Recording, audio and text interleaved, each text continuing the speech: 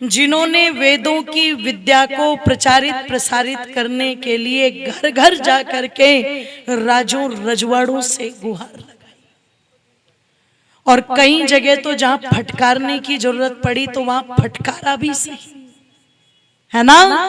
और एक संदेश दिया कि जब तक वेदों की ओर हम नहीं लौटेंगे, जब तक परमात्मा की वाणी के अनुसार हमारी व्यवस्थाएं नहीं चलेंगी, तब तक इस धरती पर सुख और शांति की स्थापना, जोर से बोलो, ना तो कुरान कर सकती, ना पुराण कर सकती, ना बाइबिल कर सकती, ना तोरेत कर सकती, ना इंजिल कर सकती।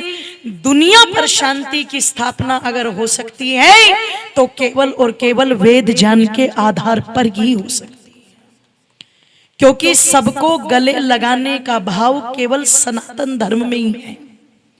बाकी तो सब लगे पड़े हैं, कोई तलवार की नोक पर, कोई लालच दे करके, किसी को चादर वाले ले जा रहे हैं और किसी को फादर वाले ले जा रहे हैं, है ना। सब तो अपनी अपनी संख्या बढ़ाने में लगे हुए हैं, पर वसुधैव कुटुंबकम के सारी वसुधा परिवार है, ये बात वेद कहता है। भाईचारे का भाव रख करके चलो, सबको एक समान दृष्टि से देखो लोगों, ये बात वेद कहता है, ध्यान रखिएगा। संगच्छध्वम संबदध्वम संवो मनांसी जानताम देवा भागम यथा पूर्वे संजनानाम उपासते। सब मिलकर के चलो, सब मिलकर के विचार करो, सब मिलकर के आगे बढ़ो, ये बात केवल और केवल, जोर से बोलो, वेद करता है। वेद सबकी उन्नति की बात करता है। आप दूसरे धर्म ग्रंथों को देखोगे तो वहां केवल उन्हीं के पक्ष की बात की गई है, पर यदि आप वेद को देखोगे तो वेद में पक्ष और विपक्ष है ही नहीं। वेद में तो केवल विधि है और निषेध है, ये करना है और ये, जोर से बोलो, ये करना और ये नहीं करना है। जैसे मैं एक उदाहरण दे देती हूं। वेद ने कहा जब किसी युवक की आयु 25 वर्ष की हो जाए तो उसको गृहस्थ आश्रम में प्रवेश करना, जोर से बोलो, चाहिए। और वहां भी ये कह दिया कि गृहस्थ आश्रम में भी प्रवेश उसी का कराओ जो वेद शास्त्रों का ज्ञाता हो, गृहस्थ धर्म को जानता हो और जिसे पता हो कि गृहस्थ का उद्देश्य, जोर से बोलो, उसे ही प्रवेश कराना। अगर तुमने ऐरे गहरे नत्थु खैरे सभी को गृहस्थ में प्रवेश करा दिया तो वे ऐसे ऐसे कूड़े कचरे पैदा करेंगे जो समाज की व्यवस्था को ध्वस्त करके, जोर से बोलो, रख देंगे। इसलिए महर्षि मनु ने तो इतनी कठिन शर्त लगाई थी लाड़नू वालों कि जो चारों वेदों का विद्वान हो उसका विवाह करना। लोगों ने कहा महाराज फिर तो सब कवारे ही घूमेंगे, कम करो। महर्षि मनु ने कहा 3 वेदों का विद्वान हो उसका विवाह करना। बोले और कम करो। तो महर्षि मनु ने कहा चलो 2 वेदों का विद्वान हो उसका विवाह करना। बोले जी थोड़ा सा और कम कर लो। तब महर्षि मनु कहते हैं इससे कम नहीं होगा, कम से कम 1 वेद का विद्वान तो होना। जोर से बोलो, 1 वेद का विद्वान लड़का हो, 1 वेद की विदुषी लड़की हो, उनका विवाह करना, मूर्खों का विवाह मत करना। आज हाथ जोड़ करके कह रही हूं, जो बच्चे समझदार हैं, जो पढ़े लिखे हैं, उनकी शादी तो करेंगे जाकर के 30-30, 35-35 साल में। और जो 1 नंबर का दुष्ट, 1 नंबर का नालायक, 1 नंबर का निकम्मा, 1 नंबर का शराबी, रात को 12-12 बजे जो घर आता है, माता पिता कुछ कहते तो उन्हें आंखें दिखाता है और सुनता किसी की भी नहीं, मानता किसी की भी नहीं, तो माँ क्या कहती है, काम करो जल्दी से इसकी, जल्दी से इसकी शादी कर।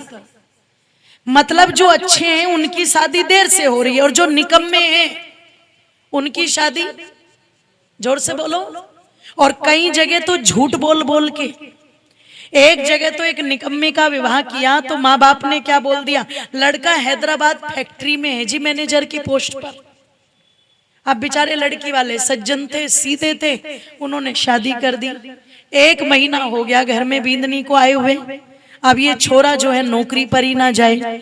तो एक दिन उसकी पत्नी ने कहा, क्यों जी, अब तो इतने दिन हो गए, क्या आपकी नौकरी की छुट्टी खत्म नहीं हुई? आप नौकरी पर नहीं जा रहे हो? बोले कौन सी नौकरी? तो उसे बड़ा आश्चर्य हुआ। बोले आपके माँ बाप ने तो बताया था कि आप हैदराबाद फैक्ट्री में लगे, वो फोरमैन की पोस्ट है आपकी। बोले वो तो फैक्ट्री उसी दिन बंद हो गई थी जिस दिन तू फेरे लेके इस घर में आ गई थी। वो तो बस तभी के लिए लगाई थी फैक्ट्री। झूठ बोल करके, पता नहीं शाम दाम दंड भेद किसी भी प्रकार से विवाह करो। और जब उस दुष्ट का विवाह करते हैं और वो बेचारी सीधी सादी है, किसी की वो बेटी ला करके उस निकम्मे के गले में डाल दी, और जब वो शिकायत करती है कि तुम्हारा बेटा ऐसा है ऐसा है, तो जानते हो माँ बाप क्या कहते हैं? कि मेरा तो बहुत अच्छा था, ये तो राम था, बिल्कुल राम। तेरे पैर घर में पड़े और मेरा बेटा बिगड़ गया, सारा दोष उसके मत्थे पर मर दिया। मैं नहीं कहती करेंगे तो है ही, पर एक बार सोच के देखना कि उनसे कैसी कैसी संतानें पैदा हो रही है और क्या वो समाज में कर रही हैं। आप खुद सोच करके देखो। आज जो कहते हैं ना माहौल बिगड़ गया, माहौल बिगड़ गया, किसने बिगाड़ा? बिगाड़ने वाले भी और सुधारने वाले भी। जोर से बोलो, हम ही। इसलिए ऋषियों ने कहा था, जिसे गृहस्थ धर्म का पता ही नहीं, जिसे मर्यादा का पता ही नहीं, जिसे व्यवहार का पता ही नहीं, वो क्या परिवार बनाएगा? और परिवार समाज की सबसे महत्वपूर्ण इकाई है। अगर परिवार का ढांचा कमजोर है तो समाज अपने आप कमजोर होगा, और अगर परिवार के ढांचे मजबूत हैं तो समाज भी, जोर से बोलो, अपने आप मजबूत होगा। इस समाज में परिवार की क्या भूमिका होती है, ये मैं आज रात्रि में चर्चा करूंगी। इसलिए अपनी बहन बेटियों को अधिक से अधिक लेकर के आइएगा और ये पूरा परिसर भर जाए ताकि चर्चा बिल्कुल अच्छे से हो सके।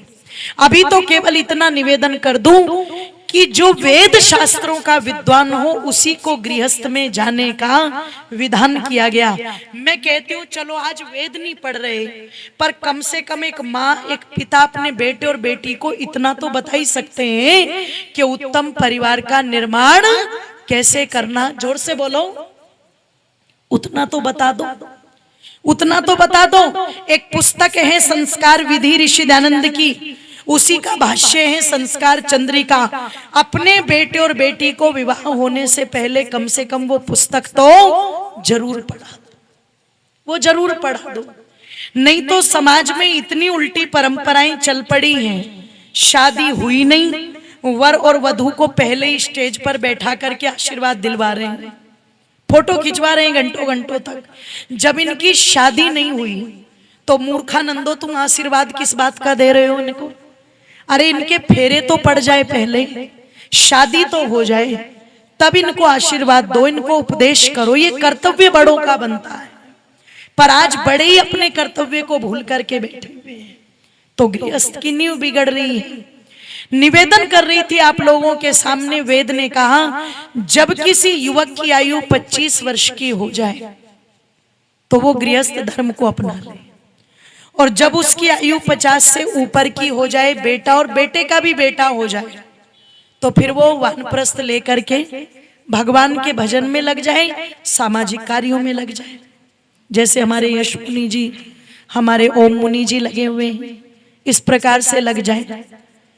तो वेद ने ये शिक्षा दी, पर आप महाभारत का आरंभ देखो। महाराज शांतनु ने राजा जनु की पुत्री जाह्नवी से विवाह किया, जिसे गंगा भी कहते हैं, और गंगा ने 5 वर्ष के देवव्रत को शांतनु महाराज को सौंप दिया था, और सौंप करके गंगा ने गृहस्थ धर्म से संन्यास ले लिया।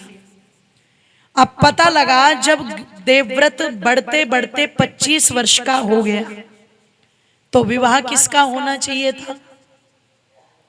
जोर से बोलो, देवव्रत का। लेकिन विवाह कर कौन रहा है? महाराज शांतनु उदास रहते हैं। देवव्रत ने पूछा, पिताजी आपकी उदासी का क्या कारण है? क्या कारण है?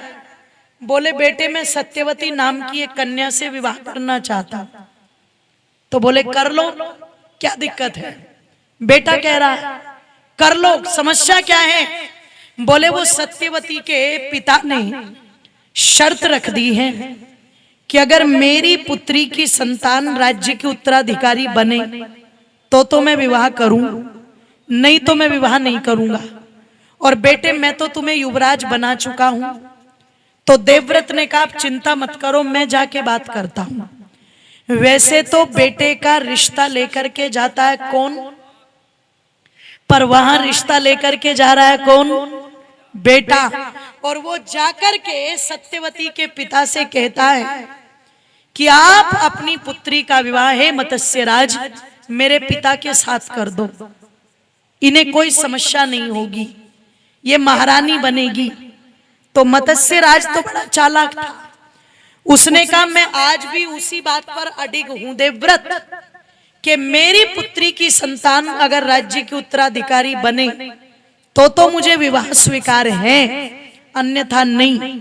देवव्रत ने कहा, अगर आपको यही चिंता सता रही है तो मैं गंगा पुत्र देवव्रत ये प्रतिज्ञा करके कहता हूं कि मैं राज्य का एक कण भी नहीं लूंगा। आपकी पुत्री के द्वारा उत्पन्न हुई संतान को ही प्राप्त होगा, आप विवाह कर दो।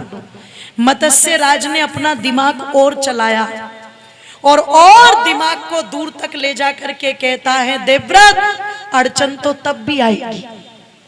गंगा पुत्र ने कहा, रे अब कैसी अड़चन, जब हस्तिनापुर जैसा बड़ा राज्य तुम्हारी पुत्री के पुत्रों को मिलेगा तो अब किस बात की अड़चन? उस समय कहता है मत्स्यराज, क्या पता तुम तो राज्य त्याग दोगे, पर आगे चल करके जब तुम्हारा विवाह होगा और यदि तुम्हारी संतानों ने राज्य का दावा कर दिया तो देखो कितना चालाक, आगे तक अपनी नींव बांध रहा है। गंगा पुत्र भीष्म, वो गंगा पुत्र देवव्रत कहते हैं, मत्स्यराज वैसे तो तुम्हें मेरी वाणी पर कोई संदेह होना नहीं चाहिए था, पर चलो यदि तुम्हें संदेह हो गया है तो तुम्हारे संदेह को दूर करने के लिए और अपने पिता की प्रसन्नता को बनाए रखने के लिए ये गंगा पुत्र आज भीष्म प्रतिज्ञा धारण करता है, या जीवन ब्रह्मचारी रहेगा, ये विवाह नहीं करेगा। तुम अपनी पुत्री का विवाह कर दो, आप चिंतन करना। दिखने में तो ये पितृ भक्ति दिखती है, पर सच कहूं तो वेद की मर्यादा टूट रही थी। और ओ आर्यो, उस वेद की मर्यादा टूटने का परिणाम ये हुआ कि जिसको शादी करनी चाहिए थी वो तो वानप्रस्थ ले रहा है, और जिनको वानप्रस्थ लेना चाहिए था वो, जोर से बोलो, और यहां से व्यवस्था बिगड़नी शुरू हुई और आगे तक बिगड़ती बिगड़ती बिगड़ती बिगड़ती महाभारत के युद्ध पर जाकर के समाप्त हुई। और ऋषि दयानंद कहते हैं, महाभारत युद्ध ने इस भारत देश को ऐसा धक्का दिया कि यह अपने पूर्व की दिशा में आज तक आ नहीं पाया है, और आगे आने की संभावना भी, जोर से बोलो, यदि यही स्थिति रही तो पर यदि आज भी कोई आर्य राजा गद्दी पर बैठ जाए और वेद की आज्ञा के अनुसार भारत को चला दे तो मैं सच कहती हूं, आज भी भारत पूरे भूमंडल का सिरमौर बन सकता है, आज भी भारत विश्व गुरु बन सकता है। लोगों, इतनी विद्या हमारे वेदों के अंदर है जो पूरी दुनिया को एक सूत्र में बांध सकती है, भाईचारे में बांध सकती है। आओ हम मिलकर के इस वेदवाणी को जन जन तक पहुंचाने का काम करें। इसलिए चंद पंक्तियां कह दूं, फिर वाणी को विराम। कि तू कहना मेरा मान, अरे नादान, भजन कर बंदे, चल छोड़ दे काले धंधे। तू कहना मेरा भजन कर बंदे, चल छोड़ दे काले धंधे, तेरा होगा तभी कल्याण वेद का जान, पठन कर बंदे, चल छोड़ दे काले धंधे, तू कहना मेरा मान, हरे नादान भजन कर बंदे, चल छोड़ दे काले धंधे।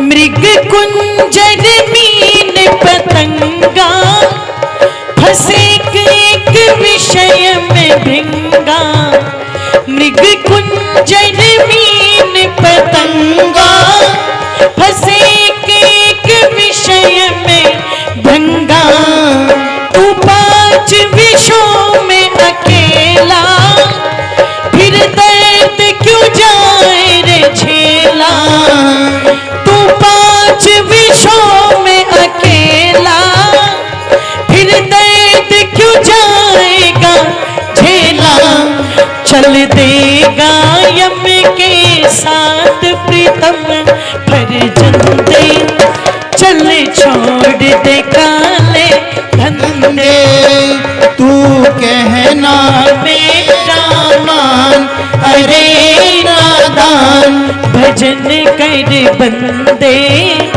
चल छोड़ दे काले धंधे, तेरा होगा तभी कल्याण वेद का जान, पठन कर बंदे, चल छोड़ दे काले धंधे, चल छोड़ दे काले धंधे, चल छोड़ दे काले धंधे, चल छोड़ दे काले धंधे, चल छोड़ दे काले धंधे, चल छोड़ दे काले धंधे, चल छोड़ दे काले धंधे, चल छोड़ दे काले धंधे, हो चल छोड़ दे काले धंधे।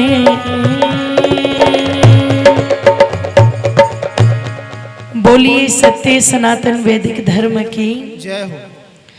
तो आइए ये वेद ज्ञान ही हमारे जीवन को शुद्ध पवित्र बनाता है। इसलिए ऋषि दयानंद ने कहा था वेद सब सत्य विद्याओं का पुस्तक है, वेद का पढ़ना पढ़ाना सुनना सुनाना सब आर्यों का परम धर्म है। वेद अपने घर में ला करके जरूर रखो और अच्छे विद्वानों का भाष्य लाना। अगर गलत विद्वानों का भाष्य ले आए तो तुम्हें वेद से घृणा भी हो सकती है, क्योंकि अर्थों के अनर्थ बहुत लोगों ने किए। इसलिए जो चुने विद्वान हैं उन्हीं का भाष्य घर में रखिएगा। एक मंत्र प्रतिदिन पढ़ो और फिर वेद के अनुसार जीवन जीने का प्रयास करो। ये कुछ चर्चा मैंने ईश्वरीय वाणी वेद को लेकर के की, आप सबने सुना। सबका बहुत बहुत धन्यवाद। इति ओम शम। धन्यवाद।